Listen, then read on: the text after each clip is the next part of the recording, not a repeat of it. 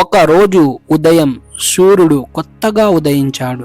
గడ్డి మీద మంచు ముత్యాల్లా మెరుస్తుంది. ఒక చిన్న చీమ తన నడుము మీద ఒక పెద్ద రొట్టి ముక్క పెట్టుకుని ఇంటి వైపు వెళ్తుంది. ఆ చీమకి అది చాలా భారంగా ఉన్నా అది ఆగకుండా కష్టపడి నడుస్తూనే ఉంది. అప్పుడే ఒక రంగురంగుల సీతాకోక చిలుక ఆకాశం నుంచి వచ్చి ఆ చీమను చూసింది. చీమా, నువ్వు ఎప్పుడు ఇంత కష్టపడుతూనే ఉంటావా?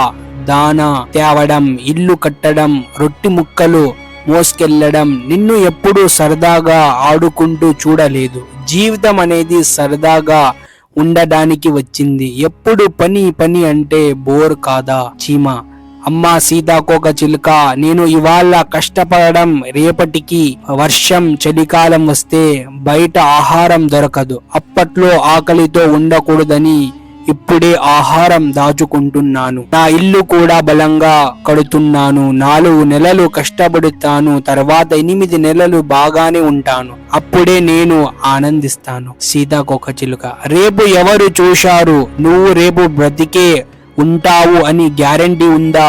జీవితం అనేది ఇవాళకే. ఈ రోజు సరదాగా ఉండాలి. రేపు గురించి ఎక్కువ ఆలోచించడం అవసరం లేదు. చీమ ఏమీ అనకుండా తన దారిలో నడుస్తూ వెళ్ళిపోయింది. కాలం మారింది. చీమ 4 నెలలు కష్టపడి పని చేసింది. దానం గుంజుకుంది, ఇంటికి బలంగా కట్టుకుంది. అదే సమయంలో సీతాకోక చిలుక మాత్రం రోజు పూల మధ్య ఎగురుతూ సరదాగా గడిపింది. కొన్ని నెలల తర్వాత వర్షాకాలం వచ్చింది. ఆకాశం మబ్బులతో కమ్ముకుంది. వాన మొదలైంది. సీతాకోక చిలుక రెక్కలు తడిసి బరువయ్యాయి.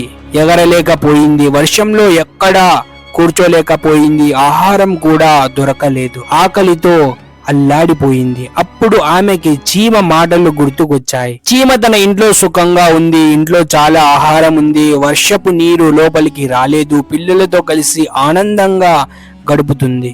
సీతాకోక చిలుక చీమ ఇంటి దగ్గరికి వచ్చి ఉంది. సీతాకోక చిలుక: చీమ, నువ్వు చెప్పింది నిజం. నేను సరదా కోసం మాత్రమే గడిపాను. రేపటిని ఆలోచించలేదు. ఇప్పుడు ఆకలితో ఉన్నాను. నీ ఇంట్లో నాకు కొంచెం చోటు ఇస్తావా? చీమ: పర్లేదు సీతాకోక చిలుక, లోపలికి రా. కానీ గుర్తించుకో, జీవితం అనేది కేవలం ఇవాళటి కోసం కాదు, రేపటి కోసం కూడా సిద్ధం కావాలి.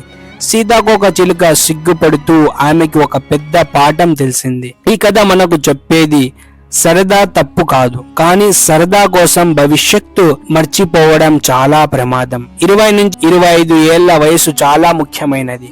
ఈ 5 సంవత్సరాలు కష్టపడి చదివితే, పని చేస్తే కలలు నెరవేరుతాయి. తర్వాత 40 సంవత్సరాలు సుఖంగా గడుస్తాయి. ఈ 5 సంవత్సరాలు సరదా కోసం వృధా చేస్తే తర్వాత జీవితం బాధలతో నిండిపోతుంది. కాబట్టి మనం చీమలాగా కష్టపడి పనిచేసి భవిష్యత్తు బలపరుచుకోవాలి. అప్పుడు మాత్రమే నిజమైన ఆనందం వస్తుంది.